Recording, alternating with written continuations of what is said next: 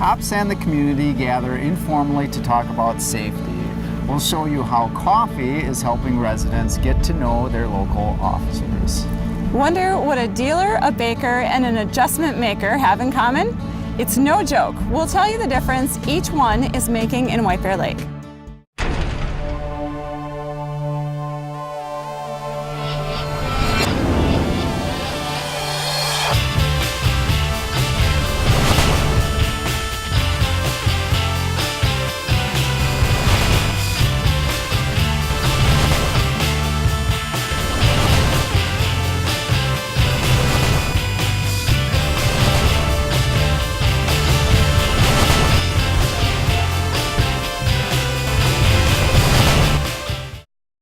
I'm Ron Hawkins. And I'm Tracy Minarchuk. We're out at White Bear Lake High School's South Campus track, where Relay for Life will be happening later this month. We'll talk more about that a little later, but first, two local businesses are making a big difference in the community.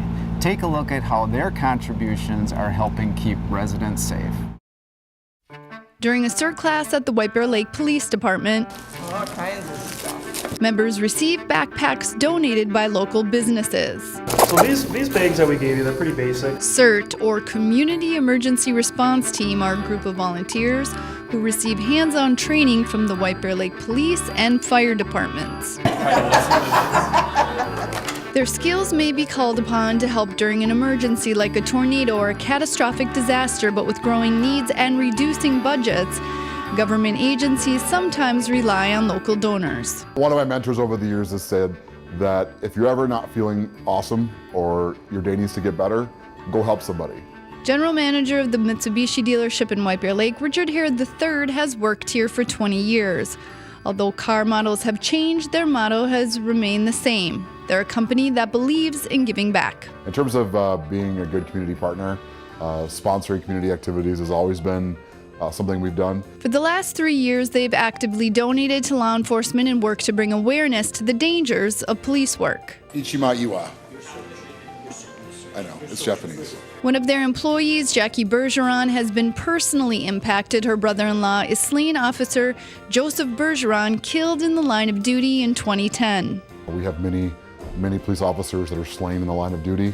And really it was sort of an eye-opening moment for me, because it's like you think about, you know, all the times we get to go through our lives every single day, and there's this group of people where all they're trying to do is keep us safe.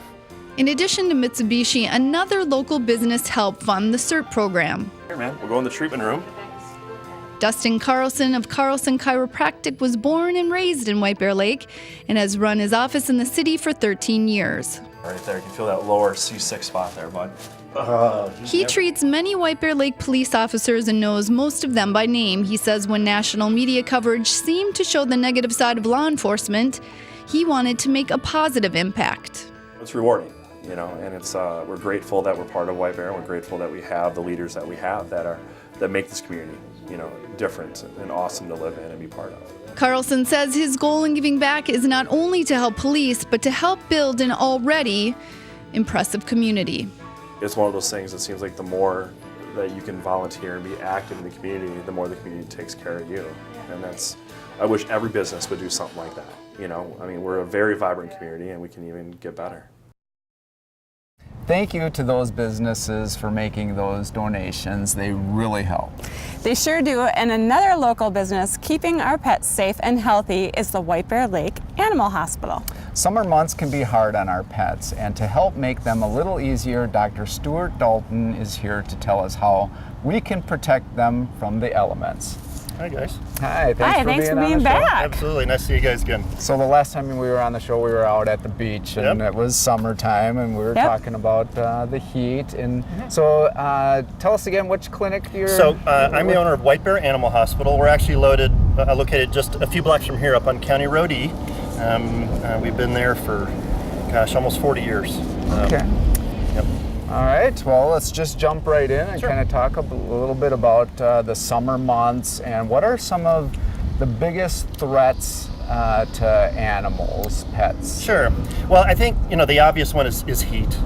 We live in Minnesota, and so we have cold winters. We have plenty warm summers as well. So, protecting your pets from the heat is probably the primary thing. I think people are pretty well informed these days about not leaving pets in cars for any length of time in the summertime. Even in relatively comfortable weather, a closed car, even in the shade, can heat up to dangerously high levels very quickly, and our pets aren't able to cool themselves as efficiently as we can. They don't sweat the same way, and so I think some people ask, well, what temperature is it okay to leave a pet in? And I say it's never okay. I don't want to put a number out there that might be confusing. I would just say it's never okay to leave a pet in a car during the summer. So if you're going to take them, then somebody stays in the car, rather stay in the car with the air conditioning on or something to keep them comfortable. Best thing would be to leave them at home. And then as far as at home goes, most pets spend a lot of time indoors. And so if you're comfortable indoors, they're probably going to be comfortable as well as far as when you use the air conditioning and things like that. Other times a concern would be if you have a pet that spends a lot of time outdoors. Some people do have dogs, especially that they keep outdoors in kennels, and that's fine. You just need to be really careful that they're adequately cared for. So the most important things would be to have plenty of shade available, plenty of fresh water that you change frequently, potentially even having a wading pool or something with clean water that they can cool off in if they need to. So just some of those sort of reasonable precautions as far as the heat, you can go a long way to keeping your pet safe. Now, a lot of times in the summertime, people cut back their pet's coat. They shave them off a lot, or clip their hair real short. Do you have to worry about that change in their temperature, or if their skin gets sunburned? It kind of depends on a breed. Dogs definitely can get sunburned. Most of them have heavy enough coats where that's not really a problem. Some breeds it's appropriate to shave them down, others it's not. That's something to speak with the groomers about and be careful about. But there definitely is value in some pets, especially dogs, again, in trimming their coats short or combing them out, helping them get rid of that old winter coat that they may not shed appropriately because they're indoors a lot of times. So, so that can be helpful. I just need to do it, cautiously. I just recently heard about potentially putting some sort of sunscreen on pets. Is that something that people do? Or? It's not. I can't say that it's something that's routinely done. A lot of the sunscreens that we use have zinc in them, zinc oxide and some of those things. And if anybody knows about dogs, they lick a lot. And so zinc can be quite toxic to pets, to dogs. Okay. And so you got to be really careful about using those kind of things. And in general, I don't know, and at least in my experience in my practice, they're not really a very practical option. And in most cases, I don't know that they're really necessary. So don't do it. Find a shady spot. We don't routinely recommend it. Okay. Now we're standing on asphalt. Yes, and it's hot. I can actually feel it through my shoes. Get your shoes. Do you have many clients that are being treated for pad injuries? You see it every now and then. A lot of people like to exercise and run with their pets, which is great as long as they're adequately conditioned for that. What I would tell you about the pavement is that it's you have to be really careful. Either it makes sense to run in the early morning or late evening hours when hopefully it's cooler and the pavement's cooler. I would say if you can put your hand on the pavement for several seconds and be comfortable, your dog should be fine. Otherwise, running on places where they can run on dirt or grass is a really good alternative. A lot of the trails around here have a dirt or grass alternative right next to them. So even if you run on the pavement, your dog could run on the grass or sand or whatever, and that can make a lot of sense. But yeah, that you can get third-degree burns pretty easily off of the pavement. Is there anything to do to treat the pads of their foot? Normally, you're going to treat it like a burn. You're going to protect it, make sure that you don't get an infection or something like that. But as far as preventing it wearing boots and things like that, I suppose that's an option. The feet are going to get hot just in the boots. We recommend boots in the wintertime to protect from the cold. I think in the summer when it's hot, the boots may not be the best option, quite honestly. So what would be a sign that it's starting to maybe get infected on their paws? Well, infections usually associated with redness and swelling and pain. That can be associated with just a burn or just more severe inflammation kind of a thing. But normally the dogs are going to be because it's usually going to affect more than one foot, so they're going to be very tender-footed, very reluctant to move and walk and those kind of things. And so if you're concerned about it, it's definitely worth having it checked. So real quick, what are the things in the summer that we need to do for our pets, protecting fleas and what other types of... So parasites are really important. Summer is a great time of year for parasites. So the big ones we worry about are the parasites on the outside of the dog. So fleas and ticks, and we have some great options to prevent those parasites, both topical, chewable, and some collars that can work really well. So depending on the needs and choices of the family, there's some great options. Heartworm disease is a blood parasite that actually comes from mosquitoes. We have our share of mosquitoes around here. So we have good options for monthly heartworm prevention, both chewable and topical. And we actually recommend using those products year-round because they help prevent development of immature heartworms during the winter months. They also can help prevent intestinal parasites. So the parasites on the inside of the pets are important to prevent as well. So so there's a number of things that be very effective and fairly simple to use. Yeah. And check with your vet, I'm guessing, about what to do. Yeah, you need to use the appropriate product. Well, thank you very Yeah, much. thank you so much for being here. No, Appreciate I'm glad it. you're here. Thanks. Well, it was hot and a bit rainy, but a team dedicated to raising money and awareness for MS rode a long way to promote change. Let's see some highlights from the MS 150 bike ride.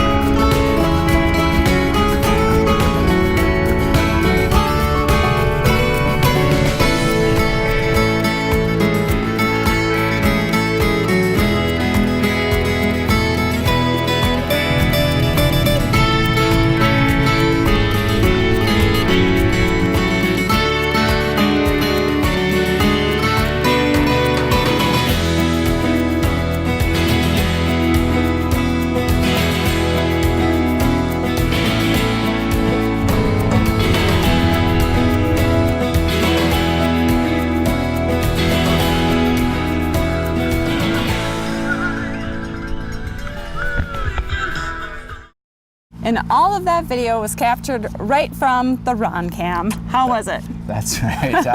It was great. It was a great event, and we raised a little over $7,000. Wow, great. It was grueling, but we made it. All the team members made it. That's awesome. And you had some new people. Yes, we did. Great Yeah. job to all of you. Thank you. We're going to take a break, but first, here's Sergeant John Betty with some safety advice. 70 people are killed every year in Minnesota as the result of distracted driving, and that includes using cell phones to send, receive, and read text messages. I'm Sergeant John Betty, urging people to stop driving while intoxicated. Intoxicated applies to pedestrians too. Emergency rooms around the country report treating pedestrians injured while texting. You could cause a driver to hit, injure, or kill you by not paying attention to your surroundings. Not only is driving and texting dangerous, it's also illegal. Law enforcement handed out nearly 1,000 citations during a 6-day distracted driving campaign in April. And tickets aren't cheap. Second or subsequent tickets cost $225. But that cost is nothing compared to the cost of someone's life. It's so simple. Whether on foot or behind the wheel, put down your phones. If sending that text is so important, pull over or stop walking. Don't let your bad decision ruin or take another person's life. I'll see you next time.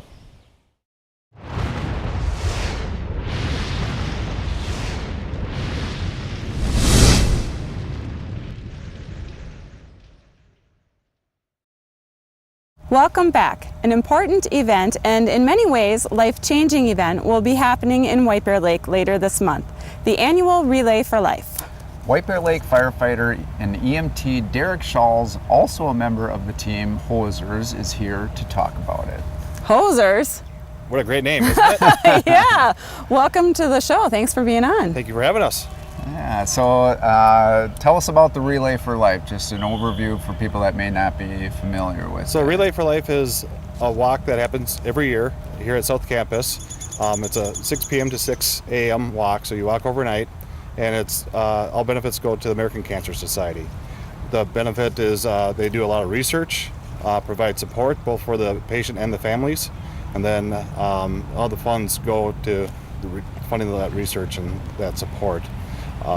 Team Hosers has been part of Relay for Life since the inception here at White Bear, which has been a great benefit for, I think, our citizens, as well as it's a great activity for our members to be part of. And I think I've heard Oh, go over ahead. 20 years. Over 20 years. Wow. We were one of the first teams, so I think the White Bear Lake Relay for Life is one of the largest in the state of Minnesota, so it's always done a great job of promotion and fundraising. And how many people on the Hosers? That's your team name, right? The Team Hosers. Hosers. Okay. Fire department team, and we have a mixture of people that are on the department, part of our Citizens Fire Academy, and then family members. So Okay. we generally have 15 to 20 members on our team, and we all do online fundraising, go out and do different fundraisers. We'll have a car wash coming up this year, and we do some other things too. Stretcher rides the night of the event to help generate extra funds for our relay. I've seen pictures of the stretcher rides. Yeah, It's kind oh, of yeah. a big thing. Yep, it's a big thing. Yeah. And, so fundraisers that you guys have prior to the event, how would, I guess, do you have anything specific planned, or how would people know about? So we have a car wash scheduled for Saturday, I believe it's July 9th. Okay. And then we'll try and get that in the paper, and then it's also on the Facebook page for the Relay for Life for White Bear Lake also. Okay. And then at Market Fest every Thursday night, Relay for Life has a booth, and we'll be doing the booth one of these nights in July, and then it's another way for each team to generate a little extra fundraising and then promoting the cause itself. Nice. Now, so tell us a little bit more about the team Hosers as far as. I know I had been on the team for several years, for about 20 years myself, but who are some of the other people that have been maybe the long-term members? Well, I'm one of the longest that's still there. Former Chief Mackus, he's still on our team. And then we just have a mixture of great people that are new to the department or part of our Citizens Fire Academy that like to partake in this too. So I know Rachel Kuntz and Is Chris Ryan Boss? Kuntz. Chris Boss has Yeah. been. We've had her on the show. yeah, so we got a lot of great people that are been around for several years. I've been on for 13 years, and You've been doing the Relay for Life that whole time? Since the whole time. Yeah. So Now, That's awesome. And Team Hosers, who came up with that name? I believe it came from Chief Mackus at the time, and I think it dealt with a TV show or a movie that had come out, and then it takes on the spin of the fire department pulling hose and. Okay. And then also for the, I think just about everybody in White Bear Lake has somehow been involved in the Relay for Life, but one of the fun things that the team does as part of the initial lap, can you talk about that? Yeah, so part of the opening ceremonies is each team takes a lap around the track, and we use our fire hose to join our team together. And then usually former Chief Mackus has got a little hat with a siren and light on it, and we all wear our fire department helmets, and it's kind of a good bonding way, and it makes us stick out too a little bit, So bonding because you're wrapped up with the hoses? Hose, and the kids are holding on, and everybody's. So we have 100 feet of people strung together. Well, it sounds like a lot of fun and an activity people can come out and watch, right? Yep. So they can, if they're not part of it, they can come out and watch and see what goes on. Most certainly, they got great speakers and everything throughout the evening and overnight. Great. Thank you so much for being here. We appreciate it. Thank you Thanks, very much. Derek. Good luck. Thank you. Yeah. Nothing gets a conversation started like a cup of coffee. The Ramsey County Sheriff's Department and the White Bear Lake Police Department teamed up for coffee with the cop. Good morning, sir. How you doing? Can I say hi to you? My name's John Vetti. As the morning crowd made their way into a White Bear Lake McDonald's. Thank you.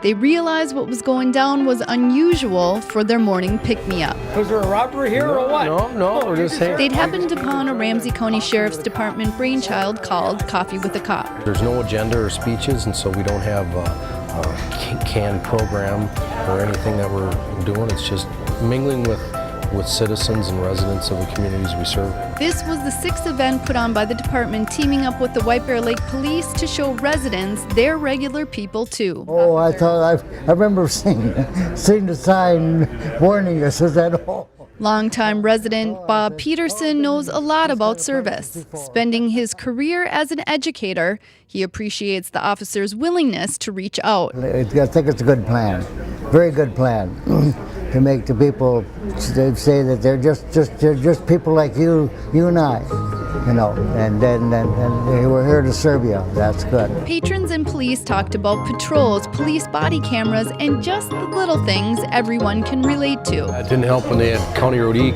exits closed off 35E. Nearly every customer, both mature and young, Give me a high five. All right, on the side. Way to go. had a friendly exchange, some saying a quick hello, while others took the opportunity to go deeper over a simple cup of coffee. To build trust and relationships, even if it's just that approach and talking to somebody for 2 minutes, it's a friendly interaction, it's a positive or friendly contact with the community instead of something that's confrontational. So, was that you we saw in that little segment? It was, and I don't even like coffee, but I like the community, so that's why I was there. Oh, okay. Oh my gosh, you don't like. I don't, not at all. All right. We're gonna take a break, but when we come back, A local sub shop gives back in a shocking way. We'll have that story coming up. I need a firefighter. Things are getting hot. Things are getting hot. It's getting higher. This is an all-call. This is an all-call. Ooh, I need a firefighter. White Bear Lake Police and Fire gathered to celebrate a shocking donation made by none other than Firehouse Subs. Here's that story. These are what the patches look like. A story that began in New Orleans has made its way to White Bear Lake, connecting fire and police to a sandwich chain helping public safety agencies locally. In 2005, the founders of Firehouse Subs traveled to Louisiana and, inspired by assistance provided to Hurricane Katrina survivors, decided they had to do their part. And at that time, they kind of, decided that, we need to be able to do more, and we need to put together something where we can do more and do it consistently and have something out there that gives back more frequently. So that's kind of where it all started, and we realized that it's a big part of what we do and doing business. And so the Firehouse Sub Safety Foundation was started and has donated more than $18 million in 45 states, providing life-saving equipment to first responders. They recently donated $15,000 to White Bear Lake to replace 12 outdated AEDs. Local Firehouse franchise operator Ron Harris says he understands the importance of these tools. We have stories where we've donated, when you think of an example, the Jaws of Life, and it was used to save one of our team members. White Bear Lake Fire EMT Chris Voss wrote the grant, communicating the department's community outreach efforts to equip residents with the tools to administer CPR. Don't touch patients. Analyzing. In 2015, the department achieved an 18% survival rate among non-traumatic cardiac arrest cases in their service area. The national average is 8%. Harris says he's open to doing more in the future. I'm just happy that we were able to do it, and like I said, if we're always willing to help. If there's more we can do, sign us up for it. If we can help, we will. So yeah, Chris Voss, she put in some hard work, I know, putting together that grant. a lot of research, I think. Yeah, for the grant. Honestly, those AEDs, they will save lives. Yep, and we use them all the time. Yeah. Great partnership between the police and fire department, and a great job by Chris, and awesome job by Firehouse Subs for the money. Yeah, that's incredible. Thank you again. We're almost out of time, but a mother and son very familiar with the police and fire department have a little something to say, and it speaks volumes. Are we recording now? We are recording now, right? Yep. We are. Shoot. Leslie Cellini has lived in White Bear Lake nearly all her life and appears to take an active role in nearly everything. Spread out, guys. Spread out. Make sure you got somebody covered. Considering her lengthy ties to White Bear Lake, it seems fitting her family has made lasting relationships with police. SWAT? A SWAT. SWAT gear. Gear. Yeah, with this shield. With a shield. Yeah. And then who was there with them? Me. And then a party. We did afterwards. Yes. Yeah. You plunged with Officer Toomey. He pretty much helped you out of the water because it was pretty cold. Sean plunged this winter with White Bear Lake Police, a connection made in school and a great comfort to Leslie. That has been, it's been really a lifesaver for us, actually, believe it or not, because having a child with any kind of intellectual disability or disability, you know, there's a lot of bullying that goes on in school, and there's, you know, kids they don't look at the big picture all the time, you know, and kids, you know, can take advantage of their ability, and it's good to know that we've got people there that have our backs and that are going to watch out for Sean and take care of him. 1, 2, 3, pair! Sean and Leslie have never shied away from sharing their stories with an appreciation for police. Do you want to say something to the police department? Thank you. It's so great to have residents that take such an active role in community outreach, like Leslie and Sean. It is, and they do so much that we'd actually like to thank them too. So thank you to Leslie and Sean Cellini, and thank you for watching. And if you haven't already, remember to join this year's Night to Unite. The more, the merrier. Have a safe summer, everyone. We'll see you next time.